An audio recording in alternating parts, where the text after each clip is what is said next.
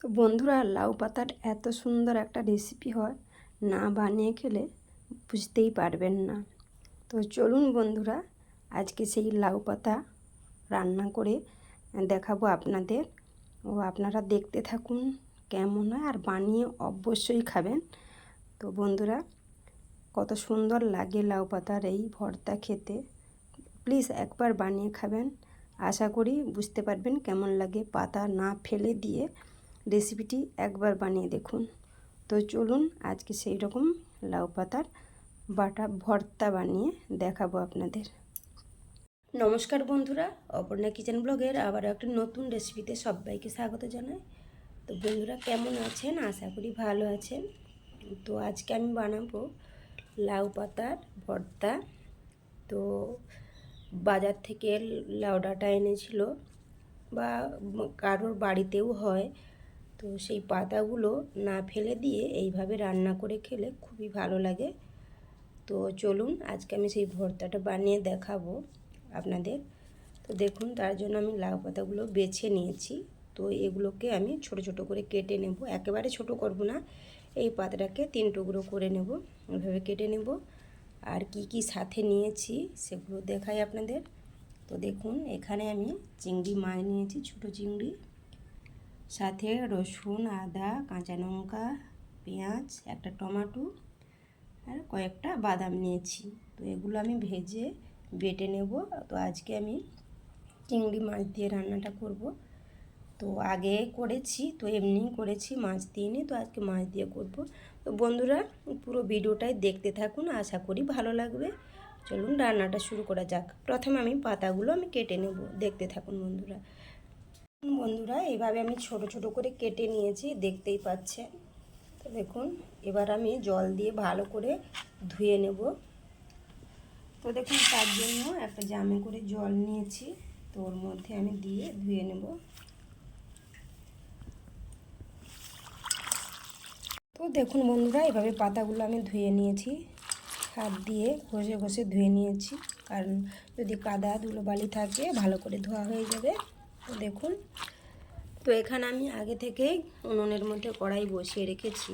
তো প্রথমে আমি পাতাগুলো ভাপিয়ে নেব।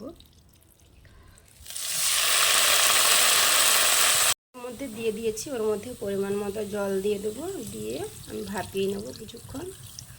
তো দেখুন, তো এবার একটা ঢাকনা দিয়ে আমি ঢেকে দেব। দেখুন বন্ধুরা, এক পিঠ হয়ে গেছে, তো আরেক পিঠ উল্টে নেব এইভাবে। দেখুন, আমি চিংড়ি মাছগুলোর খোসা ছাড়িয়ে নেব ঠিক এইভাবে। দেখুন, সবগুলো ছাড়িয়ে নেব, ছাড়িয়ে নিয়ে তারপর দেখাচ্ছি আপনাদের। বন্ধুরা, এইভাবে ছাড়িয়ে নিয়েছি সব চিংড়ি মাছগুলো। আমার শাকটাও সেদ্ধ হয়ে গেছে, নামিয়ে নেব, নামিয়ে ঠান্ডা করে নেব। দেখুন বন্ধুরা, কড়াই ধুয়ে আবারও বসিয়ে দিয়েছি। তো ওর মধ্যে আমি তেল দিয়ে দেব।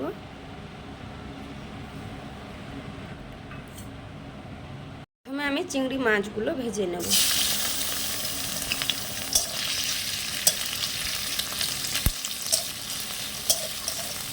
তো এর মধ্যে আমি লবণ হলুদ কিছুই দেব না, কারণ আমি এগুলো বাটবো, সেই জন্য দিচ্ছি না। তো একেবারে দেব। চিংড়ি মাছগুলো আমার ভাজা হয়ে গেছে, তো ওর মধ্যে আমি যে মশলাগুলো করে রেখেছিলাম তো ওগুলো দিয়ে দেবো।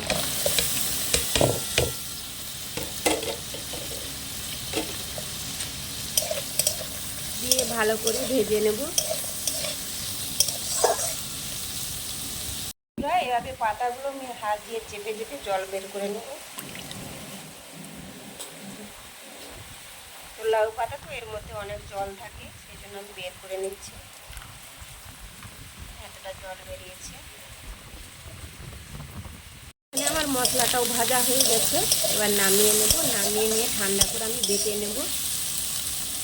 দেখুন বন্ধুরা, ভালোভাবে আমার মশলা আর পাতাগুলো ঠান্ডা হয়ে গেছে। তো এবার আমি বেটে নেব। তো আমি মিক্সিতেই বাটবো, আপনারা চাইলে শিলেও বাটতে পারেন। চলুন বেটে নিই। দেখুন বন্ধুরা, এইভাবে বেটে নিয়েছি, দেখতেই পাচ্ছেন। দেখুন, মশলাগুলোও বেটে নিয়েছি।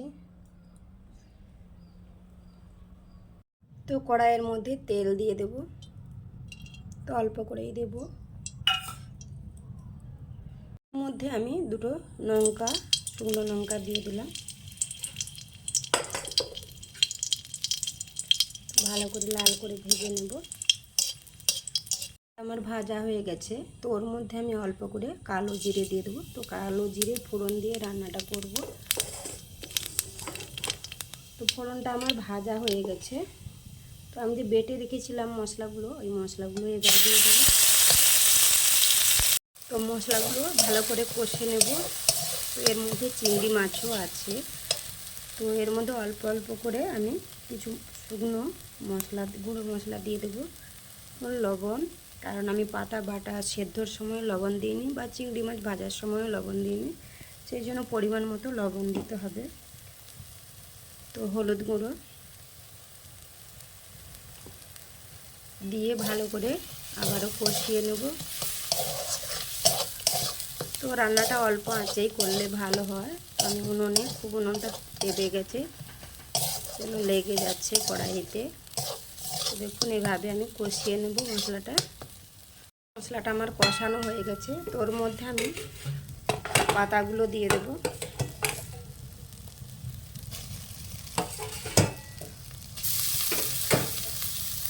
দিয়ে ভালো করে মশলার সাথে মিশিয়ে নেব।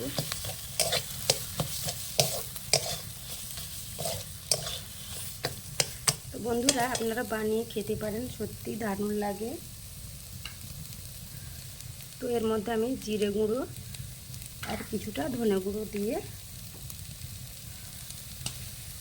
আবারও ভালোভাবে অল্প আঁচে কষে নেব।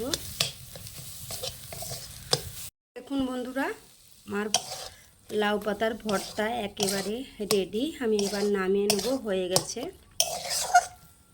দেখুন এইভাবে শুকনো শুকনো করে কষে নেবে। তো চলুন এবার নামিয়ে তারপর দেখাচ্ছি আপনাদের। দেখুন বন্ধুরা, লাউ পাতার ভর্তা একেবারে রেডি। আমি নামিয়েও নিয়েছি। তো আমি উপর থেকে দুটো কাঁচা লঙ্কা দিয়ে দিলাম। তো দেখুন, তো এরপর আমি কিছুটা সরষের তেল দিয়ে মেখে নেব। তো এবার মাখিয়ে নেব। তো দেখুন, তো এই কাঁচা সরষের তেলটা দিলে এর স্বাদ আরও দ্বিগুণ হয়ে যাবে। তো দেখুন, তো এইভাবে আপনারা লাউ পাতা না ফেলে ভর্তা করে বা বেটে খাবেন, তো খুবই ভালো লাগে খেতে। তো দেখুন কত সুন্দর লাগছে দেখতে, তো খেতেও দারুণ লাগে।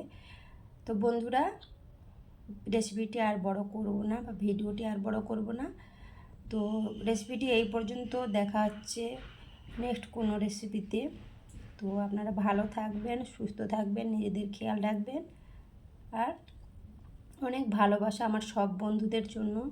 একটা কথা বলি, নতুন কোনো বন্ধু হয়ে থাকলে চ্যানেলটি সাবস্ক্রাইব করে আমার পাশে থাকবেন।